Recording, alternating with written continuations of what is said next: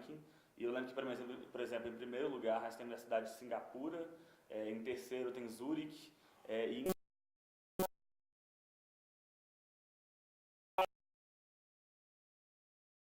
aqui no Brasil. E existem questões de planejamento urbano que impactam diretamente no trânsito, a gente sabe disso. Em que medida o senhor acha que o planejamento urbano bem feito, ele contribui para um trânsito fluido? Com certeza. O planejamento urbano, ele envolve uma série de questões, né? Uma delas é você tentar mitigar ao máximo essas concentrações nos corredores, né? Você distribuir as atividades de maneira, por exemplo, principalmente, o maior motivo das pessoas viajarem na região urbana é o motivo de trabalho, né? Então, se você consegue distribuir os postos de trabalho, não concentrar, você tem possibilidade, sim, de você também mitigar, né, esse movimento pendular que é o terror dos planejadores, né? Essa questão por exemplo, de manhã, sentido bairro-centro, né? E à noite, centro-bairro, né?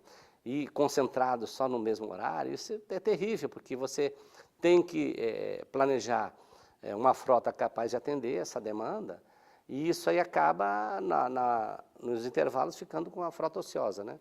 No caso do transporte público, isso é custo jogado no sistema, né?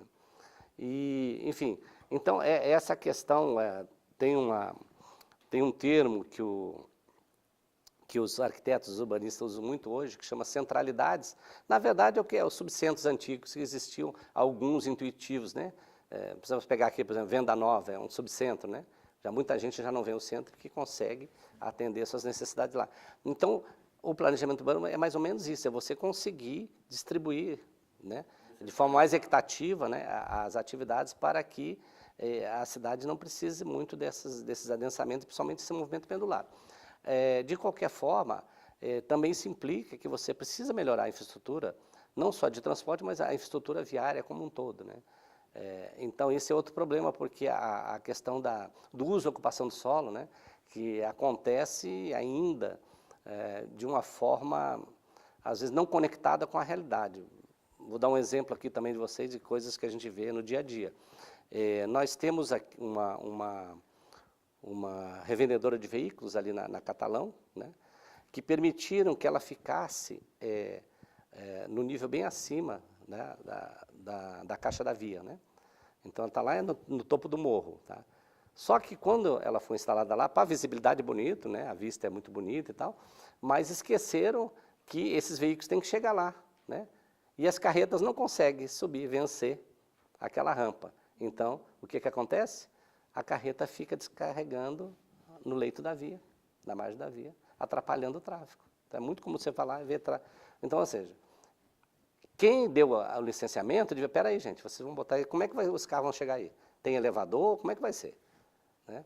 Então, foi criado um problema que é falta de planejamento, né? Então, a gente vê muito isso, né? De repente, põe um supermercado no lugar que não deveria ser, ou um banco, e acaba atrapalhando, né, a circulação como um todo. Ainda existe isso, né? Infelizmente, os órgãos da mesma administração às vezes não se comunicam direito, entendeu? E geram esses problemas, né? Então, essa questão do planejamento urbano é mais nesse sentido, de você realmente entender como é que é a dinâmica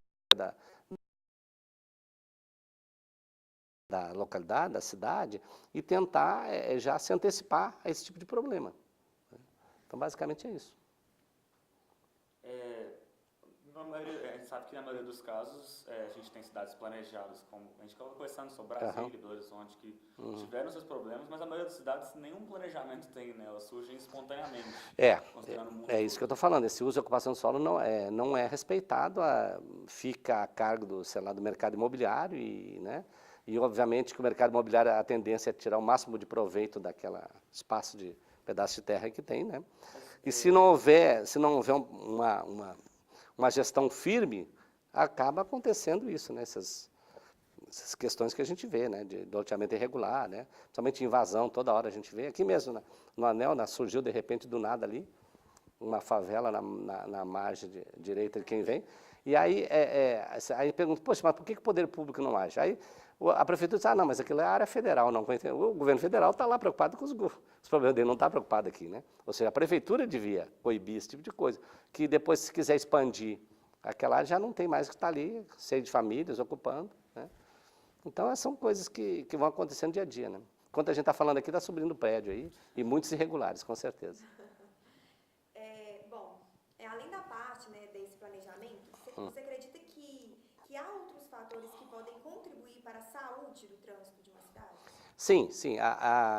Como eu já falei no início, é respeitar as faixas de demanda, né, dos modos, né? Então, o que isso prevê? A gente precisa estabelecer uma matriz equilibrada, né? Tanto nas pontas para os transportes de baixa capacidade, mas que com a capilaridade pode mitigar o uso de outros veículos privados que a gente vê aí, por exemplo, que um veículo privado tem baixa densidade, normalmente a ocupação é 1,3, os estudos mostram, né? E o que é ruim se você usa basicamente o veículo privado, né? Para o indivíduo é a facilidade de ele ir e vir para todo lugar, né? Mas no conjunto da sociedade, esse veículo está ocupando um espaço, né, na via, né? Depois o espaço no estacionamento, né? E com a baixa capacidade. Se a gente tem um transporte público, isso é bem visto nas cidades que têm uma estrutura de transporte melhor, a mobilidade fica muito mais fluida, né? E você consegue ir praticamente a qualquer parte da cidade, bem rápida, né? E com uma qualidade muito boa de transporte, sem congestionamento e tal. Eu estive em Berlim recentemente, e lá estava testando, a gente volta até com um pouco de depressão, porque eu pegava o VLT na porta do hotel, e eu estava hospedado em Berlim Oriental, que era a parte mais atrasada, vamos dizer assim, de Berlim, né? Que era a parte comunista. Então, eu fiquei hospedado lá, tinha um VLT que eu pegava na porta do hotel, eu ia até uma estação de metrô de superfície, com a mesma tarifa, e dessa estação eu ia até a outra, na Alexanderplatz, que eu pegava o metrô enterrado e atravessava Berlim para o evento que eu estava participando, numa feira. E isso, coisa assim, no horário de manhã, que seria o horário de pico, eu fazia isso em 25, 30 minutos. Vai fazer isso aqui em Belo Horizonte, né? Certamente, lá da universidade até aqui, eu levaria normalmente de carro 1 hora, por aí, né? Então, você vê, são perdas que a gente tem porque a matriz não está bem adequada, né? Então, uma cidade como Belo Horizonte, outro dia nós estávamos discutindo no fórum de debates, que aqui são fundos de vale com montanhas, né? Mas ninguém nunca quis implantar, por exemplo, plano inclinado ou teleférico, enfim. São soluções que tem no mundo inteiro, né? O plano inclinado é assim, você vai apoiado na via, né? São veículos menores, mas que você pode botar uma frequência e, enfim, atender bem a população sem precisar a população pegar qualquer outro tipo de veículo motorizado para chegar ao centro da cidade, ou, enfim, onde estão as atividades. Ao mesmo tempo, os veículos de alta capacidade, né? Quer dizer, até hoje fala em metrô, mas não sai do papel, né? Então, os dirigentes não se comprometem, né? Ao contrário, tem muitos que trabalham contra. Vem essa história, porque é caro. Eu falo assim, sim, já tem vários estudos apontando, inclusive São Paulo, qual é o custo social de você usar uma matriz equivocada, como essa, baseada só nos modos rodoviários, né? O custo é muito alto, né? Eu até cito lá para meus alunos algo que vocês talvez nem tenham percebido. Antigamente, quando nós íamos comprar esses eletrodomésticos da linha branca, por exemplo, geladeira, máquina de lavar, você comprava e dizia assim, eu te entrego amanhã às 10 horas, por exemplo, né? Hoje, eles sequer dizem o dia da semana, porque não sabe que a mobilidade está tão restrita que eles falam o seguinte, então, a hora que a gente conseguir viabilizar a entrega, a gente telefona antes, avisa. É assim que funciona, entendeu? Ou seja, as próprias empresas que trabalham e precisam da mobilidade têm dificuldade nessa relação, isso acaba gerando custo, porque não consegue realizar suas tarefas do dia, que fica acumulada para outra, né? Então, na logística hoje, tem pessoas que estudam isso, né, de maneira a mitigar o que deixou de ser feito. Enfim, essa é a nossa realidade, né? Faz muito sentido. Mais alguma coisa? Não, acho que é só. Muito obrigada, Elis, pela sua presença. Ok, obrigado. Muito grata pela Estamos sua à disposição para qualquer outra discussão a respeito. Obrigado. E vocês continuem com a gente na nossa revista online. Até a próxima. Ok?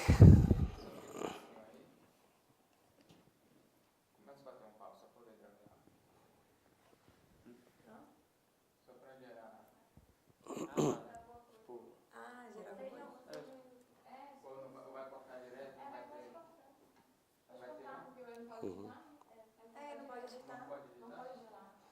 Como é que vocês chegaram ao meu nome? Quem foi? A gente ligou lá na assessoria de comunicação da UFMG. Ah, tá.